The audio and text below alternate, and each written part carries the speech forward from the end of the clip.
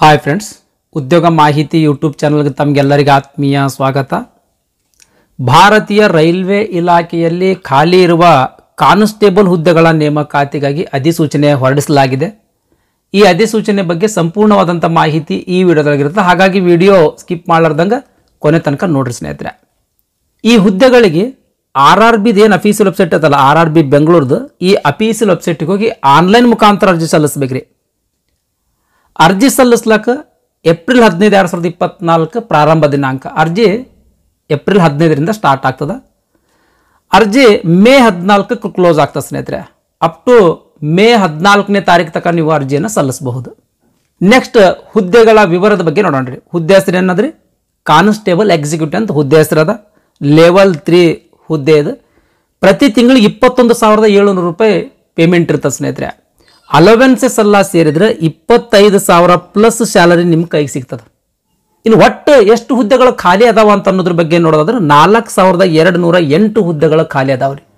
Just ನೀವು 10ನೇ ತರಗತಿ pass ಆದ್ರೆ ಸಾಕು, ಈ ಕಾನ್ಸ್ಟೇಬಲ್ ಹುದ್ದೆಗಳಿಗೆ ಅರ್ಜಿಯನ್ನು ಸಲ್ಲಿಸಬಹುದು. ಏನ್ರಿ, SSLC ಅಥವಾ 10ನೇ ತರಗತಿ ಪಾಸ್ ಆದ್ರೆ ಈ ಕಾನ್ಸ್ಟೇಬಲ್ ಎಕ್ಸಿಕ್ಯೂಟಿವ್ ಹುದ್ದೆಗಳಿಗೆ ಅರ್ಜಿಯನ್ನು ಸಲ್ಲಿಸಬಹುದು.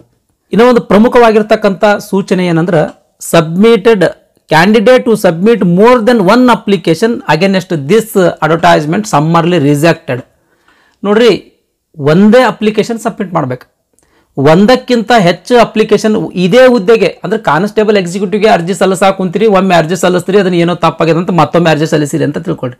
ಎರಡೂ ಅರ್ಜಿ ರಿಜೆಕ್ಟ್ ಆಗ್ತಾವೆ, ಎರಡೂ ಅಪ್ಲಿಕೇಶನ್ ರಿಜೆಕ್ಟ್ ಆಗ್ತಾವೆ ಸ್ನೇಹಿತರೆ.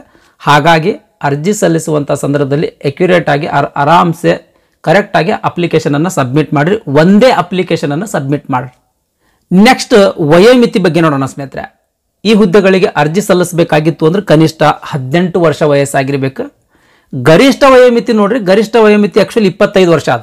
ಬಟ್ ಈ COVID-19 ಪ್ಯಾಂಡಮಿಕ್ ಏನು ಆಯ್ತಲ್ಲ, ಅದಕ್ಕೋಸ್ಕರ ಏನಂದ್ರೆ 3 ವರ್ಷದ ಏಜ್ ರಿಲ್ಯಾಕ್ಸೇಷನ್ ಕೊಟ್ಟರು ಎಲ್ಲ ಅಭ್ಯರ್ಥಿಗಳದ್ದು. ಎಲ್ಲ ಕೆಟಗರಿ ಅಭ್ಯರ್ಥಿಗಳಿಗೆ 3 ವರ್ಷದ ಏಜ್ ರಿಲ್ಯಾಕ್ಸೇಷನ್ ಕೊಟ್ಟರು. ಹಾಗಾಗಿ 28 ವರ್ಷ ವಯಸ್ಸಿನ ತನಕ ಅರ್ಜಿಯನ್ನು ಸಲ್ಲಿಸಬಹುದು. ಅಂದ್ರೆ ಗರಿಷ್ಠ 28 ವರ್ಷ ವಯಸ್ಸಿನ ತನಕ ಅರ್ಜಿಯನ್ನು ಸಲ್ಲಿಸಬಹುದು. ಇದ್ರ ಮೇಲೆ ಇನ್ ಎಡಿಷನ್ ಆಗಿ ಈ 28 ವಯಸ್ಸಿನ ಮೇಲೆ ಇನ್ ಎಡಿಷನ್ ಆಗಿ ಏಜ್ ರಿಲ್ಯಾಕ್ಸೇಷನ್ ಕೂಡ ನೀಡಲಾಗ್ತದೆ. ಅದು ಏಜ್ ರಿಲ್ಯಾಕ್ಸೇಷನ್ ಯಾರಿಗೆ ನೀಡಲಾಗ್ತದೆ ಅಂತಂದ್ರೆ SC ಮತ್ತು ST ಕೆಟಗರಿ ಅಭ್ಯರ್ಥಿಗಳಿಗೆ 5 ವರ್ಷ, OBC ಕೆಟಗರಿ ಅಭ್ಯರ್ಥಿಗಳಿಗೆ 3 ವರ್ಷ, ಮಾಜಿ ಸೈನಿಕ ಅಭ್ಯರ್ಥಿಗಳಿಗೆ, ಮಾಜಿ ಸೈನಿಕ ಅಭ್ಯರ್ಥಿ ಸಾಮಾನ್ಯ ವರ್ಗದ ಅಭ್ಯರ್ಥಿ ಆಗಿದ್ದನು ಅಂತಂದ್ರೆ 3 ವರ್ಷ, OBC ಕೆಟಗರಿ ಅಭ್ಯರ್ಥಿ ಆಗಿದ್ದನಂದ್ರೆ 6 ವರ್ಷ, SC ಅಥವಾ ST ಕೆಟಗರಿಗೆ ಸೇರಿದ ಅಭ್ಯರ್ಥಿ ಆಗಿದ್ದನಂದ್ರೆ 8 ವರ್ಷ. ಅದೇ ರೀತಿ ಮಹಿಳಾ ಅಭ್ಯರ್ಥಿಗಳು ಆಮೇಲೆ ವಿಧವೆಯರು, ಅವರಿಗೂ ಕೂಡ ಏಜ್ ರಿಲ್ಯಾಕ್ಸೇಷನ್ ಇರ್ತದೆ. ಈ ವಿಧವೆಯರು ಸಾಮಾನ್ಯ ವರ್ಗಕ್ಕೆ ಸೇರಿದವರಿದ್ರು ಅಂತಂದ್ರೆ 2 ವರ್ಷ, OBC ಕೆಟಗರಿಗೆ ಸೇರಿದವರಿದ್ರು ಅಂತಂದ್ರೆ 5 ವರ್ಷ, SC ಅಥವಾ ST ಕೆಟಗರಿಗೆ ಸೇರಿದವರಿದ್ರು ಅಂತಂದ್ರೆ 7 ವರ್ಷ. ಈ ರೀತಿ ಏಜ್ ರಿಲ್ಯಾಕ್ಸೇಷನ್ ಕೂಡ ಇರ್ತದೆ ಸ್ನೇಹಿತರೆ. ಇದೆಲ್ಲ ಏಜ್ ರಿಲ್ಯಾಕ್ಸೇಷನ್ 28 ವರ್ಷ ಏನು ಗರಿಷ್ಠ ವಯೋಮಿತಿ ಅದಲ್ಲ, ಆ ಗರಿಷ್ಠ ವಯೋಮಿತಿಯ ಮೇಲೆ ಇನ್ ಎಡಿಷನ್ ಆಗಿ ಏಜ್ ರಿಲ್ಯಾಕ್ಸೇಷನ್ ಈ ರೀತಿ ಇರ್ತದೆ ಸ್ನೇಹಿತರೆ.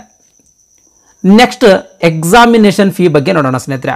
SC ST ex service man, ಮಹಿಳಾ ಅಭ್ಯರ್ಥಿಗಳು, ಆಮೇಲೆ ಮೈನಾರಿಟೀಸ್ ಅಭ್ಯರ್ಥಿಗಳು ಅಂದ್ರೆ minorities Muslim, Christian, Buddha, Parsi ಏನಾದ್ರೆ ಇವರೆಲ್ಲ ಮೈನಾರಿಟೀಸ್ ಕಮ್ಯುನಿಟಿ ಸ್ನೇಹಿತರೆ. ಇವರೆಲ್ಲರಿಗೆ ಏನಂದ್ರೆ 250 ರೂಪಾಯಿ. SC ST ex service man, female ಅಂದ್ರೆ ಮಹಿಳಾ ಅಭ್ಯರ್ಥಿಗಳು, ಆಮೇಲೆ ಮೈನಾರಿಟೀಸ್ ಇವರಿಗೆಲ್ಲರಿಗೆ 250 ರೂಪಾಯಿ ಅರ್ಜಿ ಶುಲ್ಕ.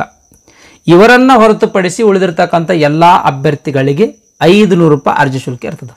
ಈ 500 ರೂಪಾಯಿ ಅರ್ಜಿ ಶುಲ್ಕದೊಳಗೆ 400 ರೂಪಾಯಿ ರೀಫಂಡ್ ಆಗ್ತದೆ ಸ್ನೇಹಿತರೆ. ಅದೇ ರೀತಿ ಇಲ್ಲೇನು 250 ರೂಪಾಯಿ ಅರ್ಜಿ ಶುಲ್ಕ ತುಂಬಿರ್ತಿರಲ್ಲ, ಅವರಿಗೆ 250 ರೂಪಾಯಿ ಫುಲ್ ರೀಫಂಡ್ ಆಗ್ತದೆ.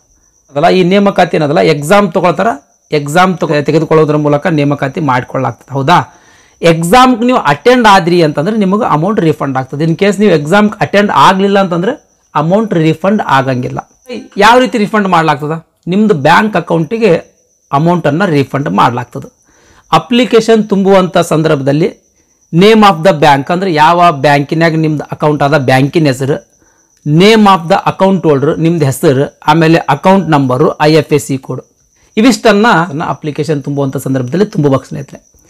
ತುಂಬಿದ್ರಿ ಅಪ್ಪ ಅಂತಂದ್ರೆ ತುಂಬಿಗೇಶನ್ ನೀವೇನಾದರೂ ಎಕ್ಸಾಮ್ ಅಟೆಂಡ್ ಮಾಡಿರಿ ಅಂತಂದ್ರೆ ನೀವು ತುಂಬಿರ್ತಕ್ಕಂಥ ಬ್ಯಾಂಕ್ ಅಕೌಂಟಿಗೆ ಅಮೌಂಟ್ ರೀಫಂಡ್ ಆಗ್ತದೆ. ನೆಕ್ಸ್ಟ್ ನೇಮಕಾತಿ ಹಂತಗಳ ಬಗ್ಗೆ ನೋಡೋಣ.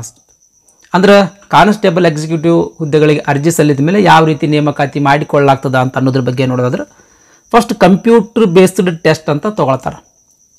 ಕಂಪ್ಯೂಟರ್ ಬೇಸ್ಡ್ ಟೆಸ್ಟ್ ಆದಮೇಲೆ ಫಿಸಿಕಲ್ ಎಫಿಷಿಯನ್ಸಿ ಟೆಸ್ಟ್, ಆಮೇಲೆ ಫಿಸಿಕಲ್ ಮೆಜರ್ಮೆಂಟ್ ಟೆಸ್ಟ್ ಅಂತ ತಗೊಳ್ತಾರೆ. ಅದಾದಮೇಲೆ ಡಾಕ್ಯುಮೆಂಟ್ ವೆರಿಫಿಕೇಶನ್, ಅದಾದಮೇಲೆ ಮೆಡಿಕಲ್ ಎಕ್ಸಾಮ್. ಈ ರೀತಿ 4 ಹಂತಗಳಲ್ಲಿ ನೇಮಕಾತಿ ನಡೀತದೆ. ಮೊದಲನೇದಾಗಿ ನಾವು ಕಂಪ್ಯೂಟರ್ ಬೇಸ್ಡ್ ಟೆಸ್ಟ್ ಬಗ್ಗೆ ನೋಡೋಣ ಸ್ನೇಹಿತರೆ. ಕಂಪ್ಯೂಟರ್ ಬೇಸ್ಡ್ ಟೆಸ್ಟ್ ಅಂತಂದ್ರೆ ಯಾವ ರೀತಿ ನೀವು OMR ದಾಗ ಟಿಕ್ ಮಾಡ್ತಿರಲ್ಲ ಅದೇ ರೀತಿ ಕಂಪ್ಯೂಟರ್ನಲ್ಲಿ ಕ್ವಶನ್ಸ್ ಇರ್ತಾವೆ, ಅಲ್ಲೇ ಕಂಪ್ಯೂಟರ್ನಲ್ಲೇ ನೀವು ಟಿಕ್ ಮಾಡೋದಿರ್ತದೆ ಆನ್ಸರ್ಸ್ಗಳನ್ನು. ಆ ರೀತಿ ಎಕ್ಸಾಮ್ ಇರ್ತದೆ. ಎಕ್ಸಾಮ್ ನೋಡ್ರಿ ಸ್ನೇಹಿತರೆ 90 ನಿಮಿಷದ ಎಕ್ಸಾಮ್ ಇರ್ತದೆ. 1.5 ತಾಸು ಸಮಯಾವಕಾಶ ಇರ್ತದೆ. 120 ಕ್ವಶನ್ಸ್ಗಳಿರ್ತಾವೆ. ಪ್ರತಿ ಕ್ವಶನಿಗೆ ಒಂದೊಂದು ಮಾರ್ಕ್ಸ್ ಅಂತ 120 ಮಾರ್ಕ್ಸಿಂದ ಏನಾಗ್ತದೆ ಎಕ್ಸಾಮ್ ಇರ್ತದೆ. ಈ 120 ಮಾರ್ಕ್ಸಿಂದ ಎಕ್ಸಾಮಿಗೆ 1.5 ತಾಸು ಸಮಯಾವಕಾಶ ಕೊಟ್ಟರು, ಅಂದ್ರೆ 90 ನಿಮಿಷ ಸಮಯಾವಕಾಶ ಕೊಟ್ಟರು. ಓಕೆ ರೀ. ಈ ಎಕ್ಸಾಮ್ ಏನದಲ್ಲ ಸ್ನೇಹಿತರೆ objective type with multiple choice answers pattern, question paper pattern ಇರ್ತದೆ ಸ್ನೇಹಿತರೆ. ಅಂದ್ರೆ ಒಂದು ಪ್ರಶ್ನೆ ಇರ್ತದೆ. ಈ ಪ್ರಶ್ನೆಗೆ ABCD ಅಂತ 4 ಆಪ್ಷನ್ಸ್ಗಳು ಕೊಟ್ಟಿರ್ತಾರೆ. ಈ 4ರಲ್ಲೇ ಒಂದು ಆನ್ಸರ್ ಇರ್ತದೆ. ಆ ಆನ್ಸರನ್ನು ನೀವು ಟಿಕ್ ಮಾಡಬೇಕು. ಈ ರೀತಿ ಏನಿರ್ತದೆ ಎಕ್ಸಾಮ್ದು ಪ್ಯಾಟರ್ನ್ ಇರ್ತದೆ. ಇಲ್ಲಿ ABCD ಅಂತ ಏನು ಅದಾವಲ್ಲ, ABCD ಅಂತ ಏನು ಆಪ್ಷನ್ಸ್ ಕೊಟ್ಟರಲ್ಲ, ಇಲ್ಲಿ ಸರಿಯಾದ ಉತ್ತರ ಟಿಕ್ ಮಾಡುವಲ್ಲಿ ನೀವು ತಪ್ಪು ಉತ್ತರ ಟಿಕ್ ಮಾಡಿದ್ರಿ ಅಂತ ತಿಳ್ಕೊಳ್ರಿ. ಅವಾಗ ಏನು ಮಾಡ್ತಾರೆ 1/3 ಮಾರ್ಕ್ಸ್ ಡಿಡಕ್ಟ್ ಮಾಡ್ತಾರೆ. ಏನು 1/3? ಒಂದು ಪ್ರಶ್ನೆಗೆ 1 ಮಾರ್ಕ್ಸ್ ಅದ. ಈ 1 ಮಾರ್ಕ್ಸ್ನೇ 1/3 ಅಂತಂದ್ರೆ 0.33 ಮಾರ್ಕ್ಸ್ ಆಗ್ತದೆ. ಒಂದು ಪ್ರಶ್ನೆ ತಪ್ಪು ಉತ್ತರ ಟಿಕ್ ಮಾಡಿದ್ರೆ ಅಂದ್ರೆ ನೀವು ತೆಗೆದುಕೊಂಡಿರ್ತಕ್ಕಂಥ ಅಂಕಗಳಲ್ಲಿ 0.33 ಮಾರ್ಕ್ಸ್ ಡಿಡಕ್ಟ್ ಮಾಡ್ತಾರೆ. ಇನ್ ಕೇಸ್ ನೀವು 3 ಪ್ರಶ್ನೆಗಳಿಗೆ ತಪ್ಪು ಉತ್ತರ ಟಿಕ್ ಮಾಡಿದ್ರಿ ಅಂತಂದ್ರೆ 1 ಮಾರ್ಕ್ಸ್ ಡಿಡಕ್ಟ್ ಮಾಡಲಾಗ್ತದೆ. ಈ ರೀತಿ ನೆಗೆಟಿವ್ ಅಂಕ ಇರ್ತದೆ ಸ್ನೇಹಿತರೆ.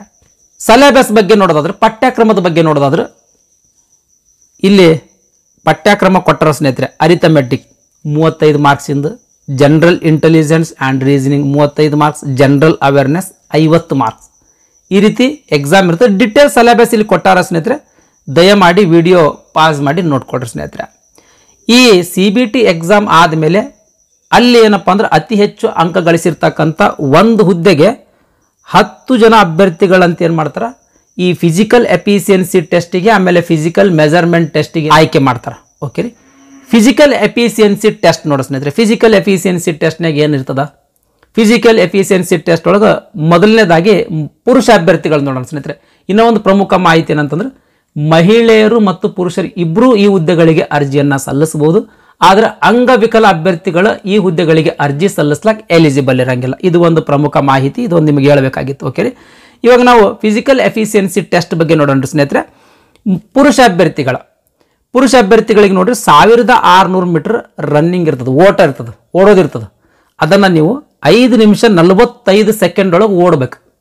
ಒಂದೇ ಒಂದು ಚಾನ್ಸ್ ಕೊಡ್ತಾರೆ ನಿಮಗೆ, ಮತ್ತೆ ಒಳ್ಳ ಚಾನ್ಸ್ ಕೊಡೋದಿಲ್ಲ. ಒಂದೇ ಚಾನ್ಸ್ ಕೊಡ್ತಾರೆ. ಆ ಒಂದು ಚಾನ್ಸ್ ಒಳಗೆ 5 ನಿಮಿಷ 45 ಸೆಕೆಂಡ್ ಒಳಗೆ 1600 ಮೀಟರ್ ರನ್ನಿಂಗನ್ನು ನೀವು ಓಡಿ ಕಂಪ್ಲೀಟ್ ಮಾಡಬೇಕು. ಅದೇ ರೀತಿ ಲಾಂಗ್ ಜಂಪ್ ಇರ್ತದೆ, ಅಂದ್ರೆ ಉದ್ದ ಜಿಗಿತ. ಆ ಉದ್ದ ಜಿಗಿತ 14 ಫೀಟ್ ಉದ್ದವನ್ನು ಜಿಗಿಬೇಕು. ನೆಕ್ಸ್ಟ್ ಎತ್ತರ ಜಿಗಿತ ಇರ್ತದೆ, ಹೈ ಜಂಪ್. ಎತ್ತರ ಜಿಗಿತವನ್ನು ನೀವು 4 ಫೀಟ್ ಎತ್ತರವನ್ನು ನೀವು ಜಿಗಿಬೇಕು. ಈ ಉದ್ದ ಜಿಗಿತ ಎತ್ತರ ಜಿಗಿತಕ್ಕೆ 2 ಚಾನ್ಸ್ ಕೊಡ್ತಾರೆ. 2 ಚಾನ್ಸ್ ಒಳಗೆ ನೀವು ಅದನ್ನು ಈ 14 ಫೀಟು 4 ಫೀಟು ಜಿಗಿಬೇಕು. ಇದು ಪುರುಷ ಅಭ್ಯರ್ಥಿದು. ನೆಕ್ಸ್ಟ್ ಮಹಿಳಾ ಅಭ್ಯರ್ಥಿಗಳಿಗೆ ನೋಡಿ ಸ್ನೇಹಿತರೆ 800 ಮೀಟರ್ ಓಟ ಇರ್ತದೆ, 800 ಮೀಟರ್ ರನ್ನಿಂಗ್ ಇರ್ತದೆ. 3 ನಿಮಿಷ 40 ಸೆಕೆಂಡ್ ಒಳಗೆ ಈ 800 ಮೀಟರ್ ರನ್ನಿಂಗನ್ನು ಓಡಬೇಕು. ಲಾಂಗ್ ಜಂಪ್ 9 ಫೀಟ್ ಉದ್ದವನ್ನು ಜಿಗಿಬೇಕು. ಹೈ ಜಂಪ್ 3 ಫೀಟ್ ಎತ್ತರವನ್ನು ಜಿಗಿಬೇಕು. ಇದು ಮಹಿಳಾ ಅಭ್ಯರ್ಥಿಗಳದ್ದು ಫಿಸಿಕಲ್ ಎಫಿಷಿಯನ್ಸಿ ಟೆಸ್ಟ್. ಇದರಲ್ಲೂ ಪಾಸ್ ಆದ್ರಿ ಅಂತ ತಿಳ್ಕೊಳ್ರಿ. ನೆಕ್ಸ್ಟ್ ನಿಮ್ಗೆ ಫಿಸಿಕಲ್ ಮೆಜರ್ಮೆಂಟ್ ಟೆಸ್ಟಿಗೆ ಆಯ್ಕೆ ಮಾಡ್ತಾರೆ. ಏನಿರ್ತದೆ ಇಲ್ಲಿ ಫಿಸಿಕಲ್ ಮೆಜರ್ಮೆಂಟ್, ನಿಮ್ಮದು ಹೈಟ್, ಆಮೇಲೆ ವೇಟ್, ಆಮೇಲೆ ಚೆಸ್ಟ್ ನೋಡ್ತಾರೆ.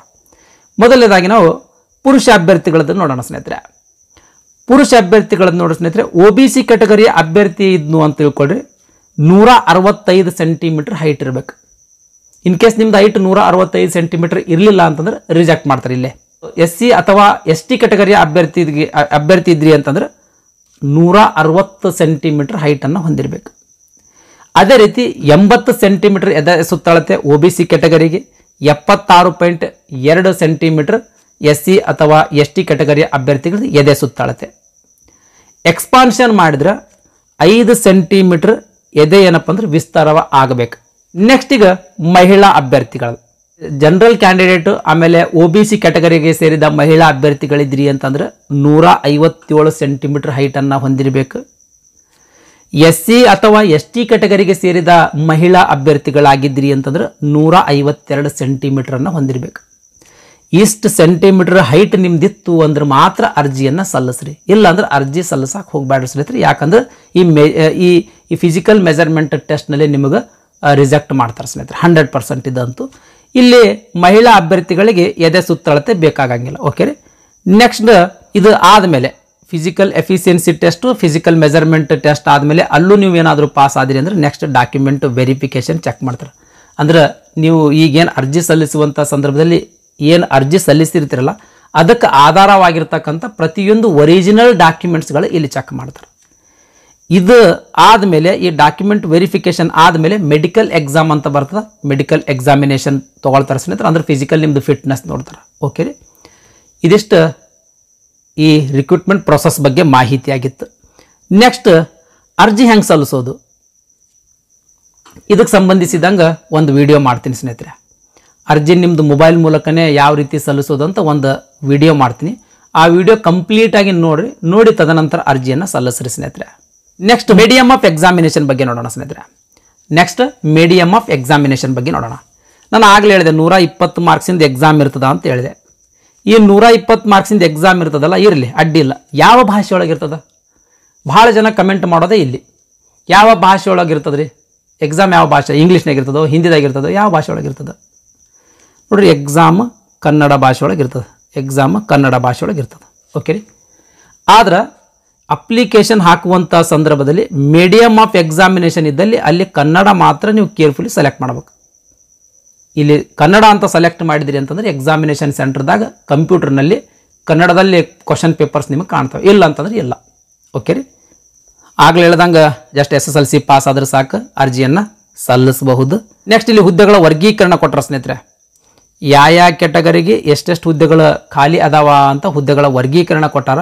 ದಯಮಾಡಿ ವಿಡಿಯೋ ಪಾಸ್ ಮಾಡಿ ನಿಮ್ಮದು ಕ್ಯಾಟಗರಿಗೆ ಎಷ್ಟು ವೇಕೆನ್ಸಿ ಅದಾವ ಅಂತ ಒಮ್ಮೆ ಚೆಕ್ ಮಾಡ್ಕೊಳ್ರಿ. ಇದಿಷ್ಟು ಭಾರತೀಯ ರೈಲ್ವೆ ಇಲಾಖೆಯಿಂದ ಹೊರಡಿಸಿರ್ತಕ್ಕಂಥ ಅಧಿಸೂಚನೆಯ ಬಗ್ಗೆ ಸಂಪೂರ್ಣವಾದಂಥ ಮಾಹಿತಿಯಾಗಿತ್ತು. ಈ ವಿಡಿಯೋ ನಿಮಗೆ ಇಷ್ಟ ಆಗಿತ್ತು ಅಂದರೆ ದಯಮಾಡಿ ಲೈಕ್ ಬಟನ್ ಮೇಲೆ ಪ್ರೆಸ್ ಮಾಡಿರಿ. ಅದೇ ರೀತಿ ನಿಮ್ಮ ಫ್ರೆಂಡ್ಸರಿಗೂ ಕೂಡ ಶೇರ್ ಮಾಡಿರಿ ಅಂತ ವಿನಂತಿಸಿಕೊಳ್ತಾ ಇವತ್ತಿನ ವಿಡಿಯೋವನ್ನು ಮುಗಿಸ್ತಾ ಇದ್ದೀನಿ. ಧನ್ಯವಾದಗಳು.